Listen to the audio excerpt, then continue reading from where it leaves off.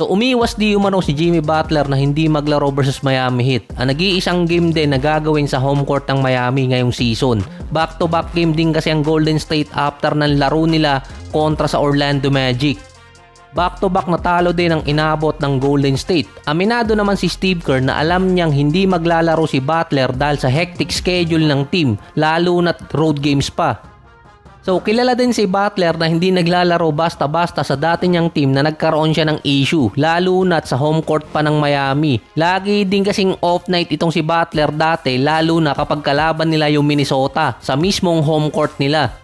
Last season kasi nang bumalik si Butler sa Miami, pinaulanan siya ng boo ng mga fans. Si Bam Adebayo naman nakamove on na kay Butler. Yung ibang player naman ng Miami walang bad blood kay Tito Jimmy, lalo na si Jovic.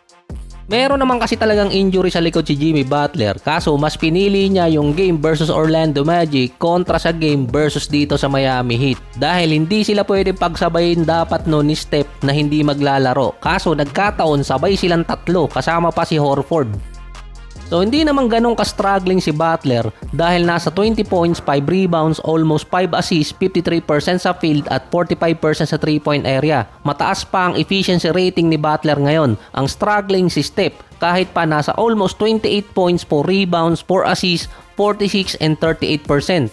Ang shooting percentage ni Steph sa beyond the arc para ma-meet niya yung average na 4 3-point shot per game, nagdadagdag siya ng attempts kumpara dati na nasa 40% lang siya pataas. Ngayon bumababa na ang kanyang shooting percentage mula sa 3-point area. May injury din si Steph sa paa na naglalaro pa rin siya at iniinda niya kasi kapag nawala siya ng ilang game lalong babagsak yung team.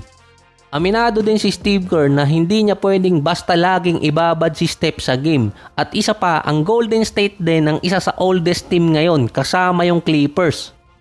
Sa tatlong OG na star player, sina Steph, KD at LeBron, tanging si Steph lang ang player na walang kasamang steady na young player na scorer or kaya primary player. Si LeBron merong Luka at Austin Reeves. Si Kevin Durant naman merong Sengun at Amen Thompson. Si Steph lang ang walang kasama na halos katulad ng kina KD at LeBron.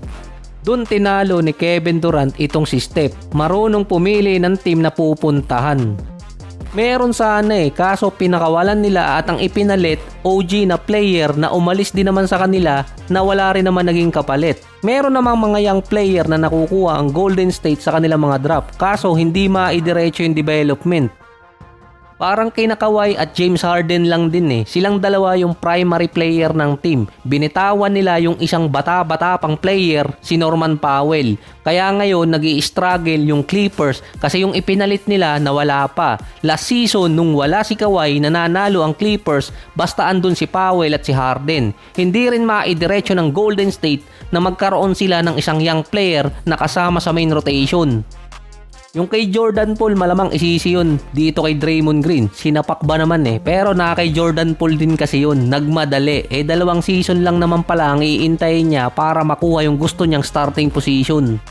Nakaapekto kasi sa team yung nangyari kay Draymond at dito kay Jordan Poole na ang pinagmulan din, nagmalaki kasi itong si Jordan Poole kaya hindi nakatiis si Draymond Green. Pero kung hindi inalis si Poole, nasa transition na ngayon ang Golden State na ibibigay sa kanya yung spot ni Steph, lalo na't umalis si Klay Thompson.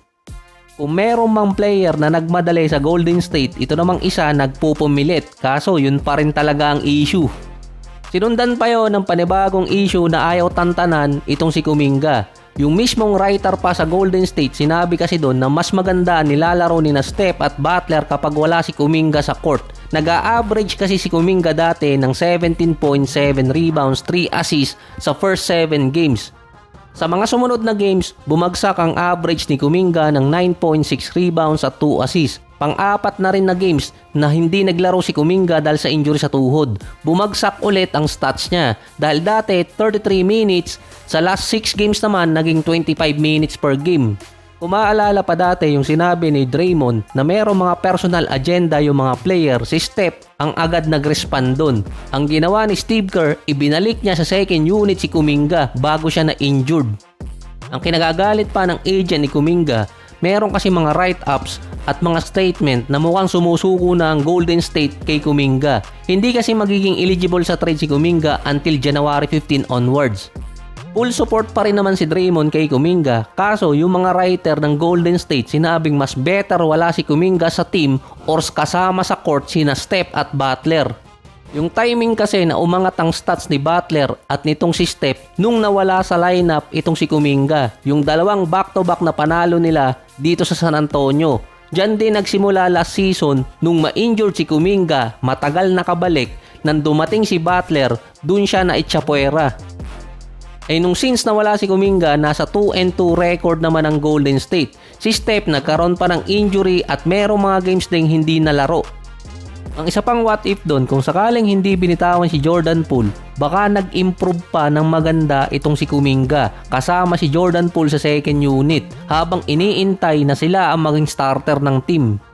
Dahil nung na-trade si Jordan Poole, si Kuminga na kasi ang next in line talaga para maging primary player ng Golden State. Nalalagay naman siya kaso nga lang hindi naman consistent.